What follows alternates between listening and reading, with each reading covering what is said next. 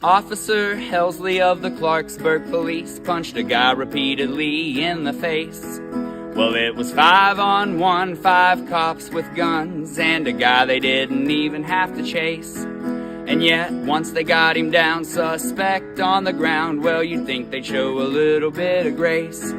But that's when Officer Helsley of the Clarksburg Police punched a guy repeatedly in the face. Now don't you feel safe? This is serve and protect. Smash your head against the curb and put their knees on your neck.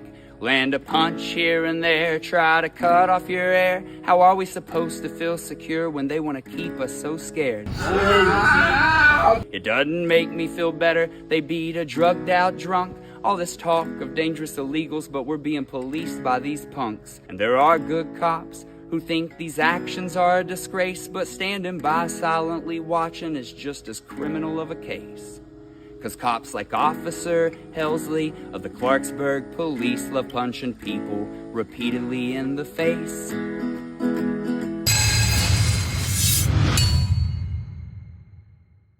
Welcome back to the Civil Rights Lawyer channel, where I go over some of the most insane police interactions that seem to continuously happen every day in this country. And not only tell you the stories, but also give you my opinion, my legal analysis as someone who has spent a career litigating these sorts of cases in court. Given the fact that that career has for the most part all occurred in the state of West Virginia, a lot of you are sending me links to this video of this police interaction that occurred in Clarksburg, West Virginia, where there was this viral video that first popped up on Facebook, which then made it onto the local TV news in the Clarksburg market. When I started looking into this, one of the first things I found is that somebody had already actually made a music video about this. This guy, Curtis Lovejoy, who has a YouTube channel, which I will link below, like many others in West Virginia, he did not like what he saw on the video. Then once it made it onto the news, he was upset that nobody was even reporting the name of the guy who was beaten, or the name of the police officer that was the one doing the beating. Video of a man being detained by police officers in Clarksburg is now causing controversy within the community. In that video, we can see the man resisting arrest while 4 or 5 officers attempt to handcuff him. One officer is then seen punching the man multiple times in the face. Let's take a look at that footage now.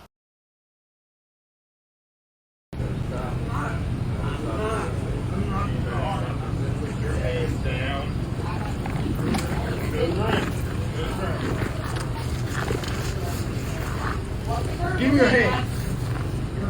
Give me your hand. Oh, ouch. Give me your hands. I can't pull up. There's no need to be on him like that. Give him your hand. Give him your hand. Roll him over. You can't breathe. Give us your hands. I can't breathe. I can't breathe. I can't breathe. I can't breathe. I can't breathe. I can't breathe. I can't breathe. You're talking, you can breathe. I can't breathe. I can't breathe. Come on, give us your other I can't hand. breathe. Give us your other hand. Give us your other hand. Ouch. Man, give us your hand. Oh, good job. Give me your hand. Give me your hand.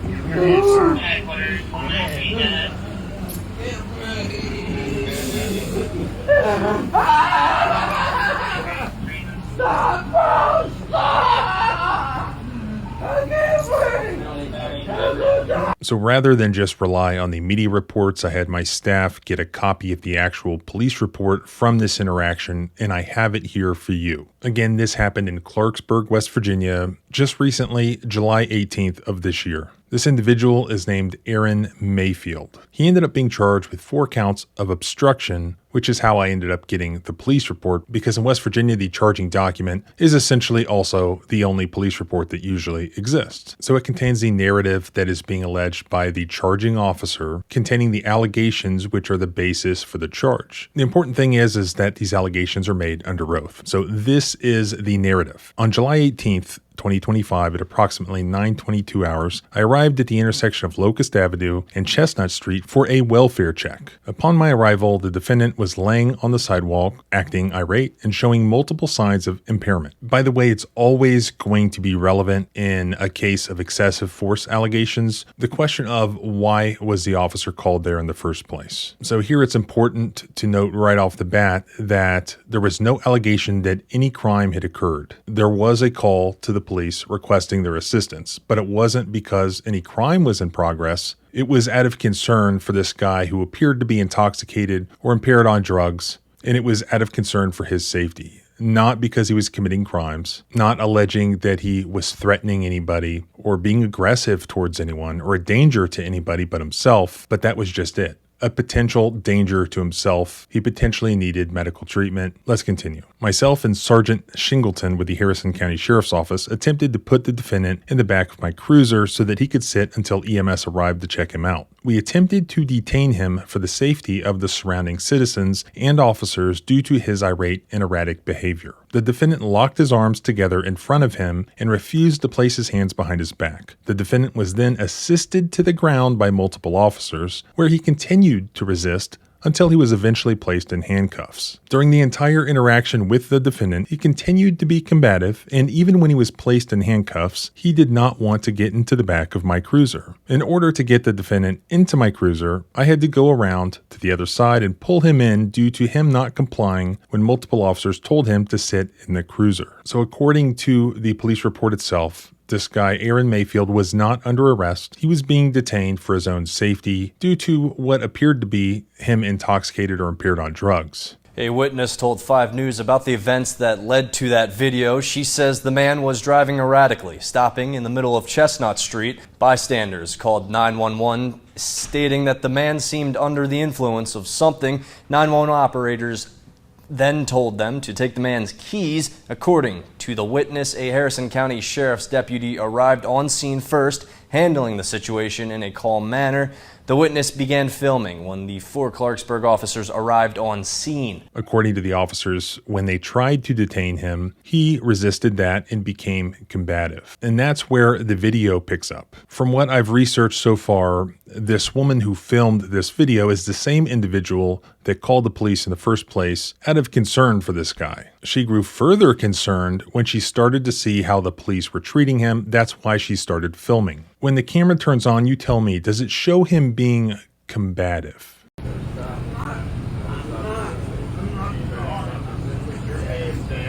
There's like 4 or 5 cops trying to handcuff him. They've got a hold of his arms in front of his body. You can hear the cops saying, unlock your arms, put down your arms, and he's clearly not wanting to do that. I actually looked up the dictionary definition of combative, and it says eager to fight or argue. I still don't think that's the proper description for what we're seeing here. In excessive force law, there are 2 important types of resistance that the courts discuss. 1, passive resistance, and 2, active resistance. And they're important because passive resistance is going to justify a much lower use of force than active resistance. I would classify this as passive resistance. He's got his arms or his hands locked together in the front, and he's resisting being handcuffed. He's not yelling or shouting. He's not making any threats. He's not kicking or spitting or attempting to assault the officers in any way. The video does not show him engaging in any actions which endangers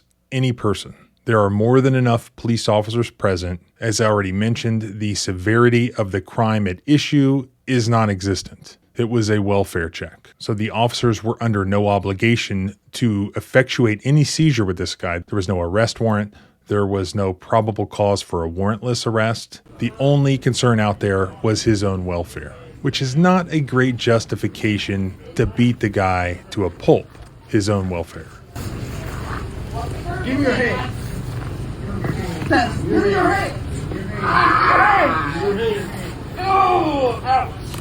In response to, at best, passive resistance, where the severity of the crime is extremely low or non-existent, and where no officers or bystanders are in any immediate imminent danger, violent uses of physical force just aren't going to be justified under the Fourth Amendment. Certainly not what we see in this video, where Clarksburg officer Halsey is repeatedly punching Mr. Mayfield in the face while his head is on the concrete. also applying pressure with his body weight, which appears to be significant, on the curb and the concrete. But I don't need to narrate that for you when you can see it in the video. Anyone being honest here can see that this is a substantial, significant use of force that sometimes could be justified depending on the circumstances. If we're talking about somebody suspected or having committed some serious crime, somebody suspected or reported to be armed or dangerous, somebody making threats, somebody actively fighting with the police, any of those things, or especially a combination of those things, can justify that sort of force, but not just passive resistance to somebody who isn't even supposed to be under arrest, who has just locked his hands together, his arms together, and does not want to be handcuffed, especially where the reason for that passive resistance is something that's really not malicious. Somebody who has some sort of lowered capacity, maybe a juvenile, maybe elderly, maybe dementia, maybe mental health, maybe drug abuse. All of those things are going to make it less reasonable to use violence. And that's what we have here, is violence being used unnecessarily. It's really that simple. And while we want to give police officers the benefit of the doubt where they have to make these split-second decisions, there's really no excuse for when you have to use that sort of violence, not thoroughly documenting it, especially where you have like 4, 5, or 6 police officers present, you have other witnesses present. There's no excuse for you to end up writing in the police report, yeah, he was combative, so we assisted him to the ground. There was no mention of any of the violence that was used, the strikes to the head, and so on. If violence was justified, document it for the record. Where that is not done, that is a huge red flag. So after this was blasted out on social media, the response of the Clarksburg Police Department was to place Officer Halsey on leave, pending investigation. Our top story tonight, an update about an arrest in Clarksburg that caused controversy across social media last week. Last Friday, 5 News obtained this video showing the arrest of Aaron Mayfield. In the footage, we see Mayfield resisting arrest while multiple officers attempt to handcuff him. One officer, identified as Elijah Helsley, is seen punching the suspect here multiple times in the head. Officials with the Clarksburg Police Department say that Helsley was placed on administrative leave the day the incident occurred. They add that he will stay on leave until the investigation into the incident is complete, and that action will be taken once the required process is followed. And that's where it is right now. Perhaps that's why it's good that Mr. Lovejoy wrote that song, because hopefully this isn't going to fade away. Any legitimate investigation into this is going to show that Fourth Amendment constitutional rights were violated. For all the reasons I just explained, Officer Halsey has to be held accountable because he broke the rules. He broke the Constitution. He broke the law. There has to be a punishment for that. There has to be accountability for that. So let's see if the city of Clarksburg does the right thing, if the Clarksburg Police Department does the right thing. I'll try to stay on top of that. You can help by sharing the footage. Make sure that everyone sees it. Keep the pressure on for them to do the right thing. I'll link all the relevant information below and contact information, and you can help stay on top of this by subscribing both here and at the blog, thecivilrightslawyer.com. You can follow me on X at JohnBryanESQ. Remember, our rights don't end where your fear begins. Freedom is scary. Deal with it. Officer Helsley of the Clarksburg Police punched a guy repeatedly in the face. It's on tape. Officer Helsley of the Clarksburg Police punched a guy repeatedly in the face just yesterday.